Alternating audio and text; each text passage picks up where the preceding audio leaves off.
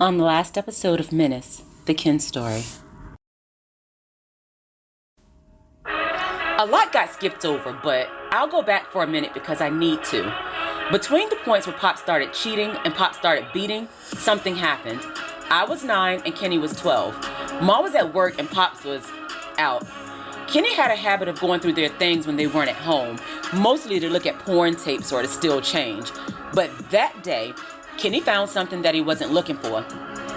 I was playing a video game when Kenny yelled out, "Hey Ken, come here real quick." I walked into Mom and Pop's room to find Kenny standing in front of an open drawer. "You always doing something," I said. But Kenny never answered. He opened his hand, exposing several bags filled with small ivory-colored nuggets. I had no idea what they were, but the look on Kenny's face let me know that he absolutely did. Seeing that I was confused, Kenny filled in the blanks. "It's crack, stupid." I was 9 years old. I had seen crack referenced on TV or heard the random "your mama's a crackhead" joke at school, but I ain't know nothing else about it. I certainly hadn't ever seen it in real life. I wondered how Kenny had such a clear understanding about it at 12 years old, but that was secondary at the time. Ma and Pops had crack in the house, so we had to wonder, were they crackheads? It was 1987, and everything I had ever heard about crack was to the extreme. Anybody that had a drug habit on TV looked like a walking corpse. Ma and Pops didn't look like that, so they couldn't be on drugs, right? Me and Kenny both agreed that they were probably keeping it for somebody, but just in case, we were always watching them for crackhead signs. If anything looked out of the ordinary with either of them, we'd look at the other and wonder if that was the sign. It's crazy how we were so smart and so dumb at the same time. It turns out that they weren't holding the drugs for someone else. The drugs were theirs, but they weren't doing them. They were selling them, very discreetly at first. But like everything else, it started leveling up. And that's when life got real.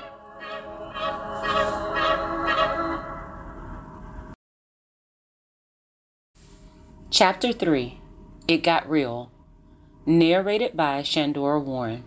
Music by Epidemic Sound. Man, it got real. I was 9 when we found the crack. Kenny was 12. It took us a few months to realize what was really going on, and Pops made that easy.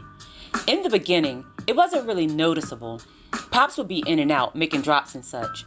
But Pops was always in and out of the apartment, so nothing was really different. The change came a few months in when Pops had an accident and broke his leg. Me and Kenny never got a clear story about how the accident happened, but I remember the situation as clear as day. We were at our grandma's house when the phone rang. It was Pops saying that he'd had an accident and was at the hospital. He had the car, so Grandma had to drive us. On the ride there, Ma and Grandma were talking. The conversation that came out of that car was hilarious. You gotta know something about my grandma. She had been married to my grandpa for her whole entire adult life, and she never had to work. Grandpa took care of everything. He paid the bills, he fixed everything in the house, and he made sure that Grandma knew he loved her. When he died, all Grandma had to do was cry and collect the insurance money. Grandma knew what it meant to have a real man around, and she knew that Pops wasn't it. She was never shy about putting it out there either. Everything was quiet other than the gospel station that was playing in the background. Grandma turned the radio down, so we already knew she was going to talk about something. "I just don't understand it," she said. Ma had to have known that Grandma was going to say something. Grandma always said something. Ma turned to face the window, probably hoping Grandma was just going to let it go. No such luck. Grandma never just let something go. She said, "I don't understand nothing about this, Patricia. Me and your daddy did everything we could to make sure you ain't end up like this. God rest his soul. And you ain't never stopped till this was it. On your own with 2 kids and a nigga that ain't worth a hill of beans. Is this all life is worth to you, Patricia? You can't take it back, but my goodness." Ma was probably already frustrated and not in the mood. She turned to Grandma and said, "I'm not up for a lecture right now, Ma." Never disappointing, Grandma said, "Oh, you don't want a lecture? Okay, fine. Where you think you been at for 2 days, Patricia? At work? No, 'cause he ain't got no job. He was with an old heifer, and now the heifer done broke his leg." Me and Kenny always laughed under our breath because we knew we'd get sent away if Grandma thought we were paying attention. But we were in a car with the radio down. None of us could avoid it. Kenny broke into laughter, and I wasn't far behind. Before we knew it, we were all laughing hysterically. Ma was literally crying real tears. When she caught her breath, she asked, "Ma, why'd she have to break his leg though?" With a completely straight face, Grandma said, "I don't know. Ask the old heifer, not me." We started laughing all over again. Like I said, me and Kenny never find out what happened to Pop's leg. It wasn't a car accident though, because the car was fine. In fact, Grandma drove us to pick it up from a nearby apartment complex a little while later. And you already know who she said lived there.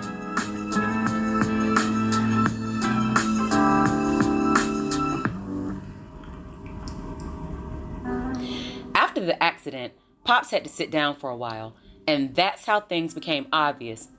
I always wondered what Ma knew before then. After all, Kenny had found the crack in Pop's sock drawer, so it's entirely possible that Ma was in the dark too. But there was no avoiding it after the accident. I was 9 and Kenny was 12. Around that same time, Ma stopped making us go to Miss Virginia's. She was getting older, and we were at the point where we could watch ourselves. Pops was stuck in the house, so he couldn't go out and make his drops. As a result, people started coming to the apartment. At first, he'd limp outside to make the transactions, but after about a week, he started just letting them come inside, leveling up. He was likely letting them come in while me and Kenny were at school anyway, but he probably just got lazy. We had no idea what was going on. I mean, we noticed that people were in and out, but Pops knew a lot of people. We figured they were just visiting him because he couldn't really go out with his broken leg. But those thoughts got shut down one night. Me and Kenny were in our bedroom playing video games when Ma and Pops started fussing. I remember Ma yelling, "You doing that mess around my kids, Chris?" And Pops, being the nigga that he was, all he could say was, "Well, what you want me to do, Trisha?" To this day, I don't know if Ma was mad because she had just found out he was selling drugs, or if she was mad because she just found out he was selling drugs around us. But like I said, all he had to do was get caught that first time. After that, it was normal. We learned a lot about crack-related issues over the course of that first year. People were constantly in and out of our apartment, and they were always the most unsavory of creatures. If you ever spent time around people in the hood, you realize that they have a name for everybody. That's the case times 10 when you deal with people who do drugs. If you do drugs, best believe you're going to get a nickname or a reference that's directly related to something that you did or said in the process of getting high. For instance, we knew a crackhead that drove his bike straight into a mailbox when he was high. He didn't even flinch. He got right up, got back on his bike, and started riding it. After that, people would say, "Mike, you know Mike that ran into the mailbox." Or some people would call him Bike Mike or Mailbox Mike.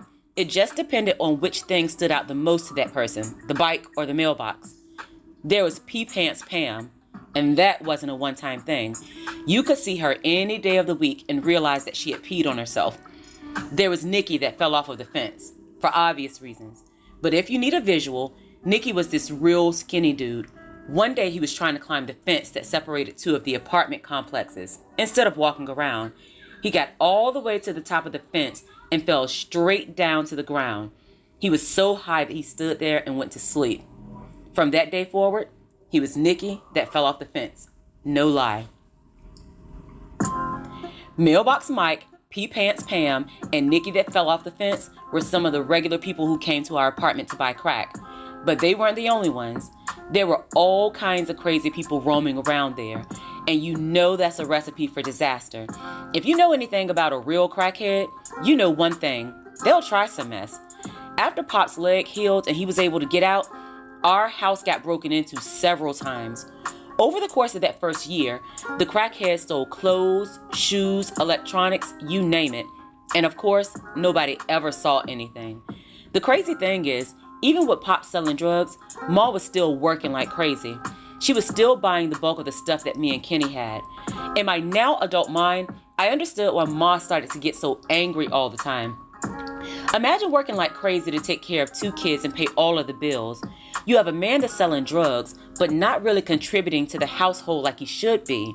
But because of the people that he has around, everything that you pay for can be taken away in an instant. But that's what she allowed to happen, and it continued to happen. So fast forward to a year later. I was 10 and Kenny was 13. That was the first time that we saw Pops fight Mom. That first fight was followed by many others. Not only that, but some other things started to change too. We didn't only have to worry about crackheads coming to the apartment during the day. We also had people knocking on the door at all hours of the night. We never got a good night's sleep after that point. If Pops didn't get up, the crackheads would knock on me and Kenny's window. One time, this dude actually pushed the screen in and tried to climb inside. Kenny pulled out a bat and went to work on him. At 13 years old, Kenny wasn't ever scared of anything, but I was terrified. At any given time, me and Kenny would come home and some strange person would be waiting at the door, like we were gonna let him in. Pops wouldn't even be there. It's like it never took a day off. Everything in our lives seemed to revolve around Pops selling crack. But then it got worse. I was 11, Kenny was 14. I was so sick that day. But for reasons that I still can't understand, Mom made me go to school. I went to school that day, but I started throwing up probably 2 hours after I got there. School wasn't playing that, of course. So they called Ma at work and made her come and pick me up. Mom spent the whole ride home fussing about how I was making her miss money. Like I could help it that I was sick. Or like I didn't tell her I was sick before she made me go to school that morning. We stopped by the store to pick up a couple of things, then made our way to the apartment. When we walked in, I picked up a scent that I hadn't ever smelled before. I didn't know what was going on, but Mom knew, and she was hot. She walked towards the bathroom, and I followed, having no idea what we were about to find. She yelled out, "I know you ain't got them niggas smoking crack in my house." Ma flung open the bathroom door to find Pops in the bathroom, sitting on the toilet, all alone, smoking crack. They fought like cats and dogs that day. Kenny wasn't there to get in the middle, so they just went at it. I had to stay home from school the next day because I had a fever. Pops was in the house too. He was smoking crack in the bathroom, off and on, all day.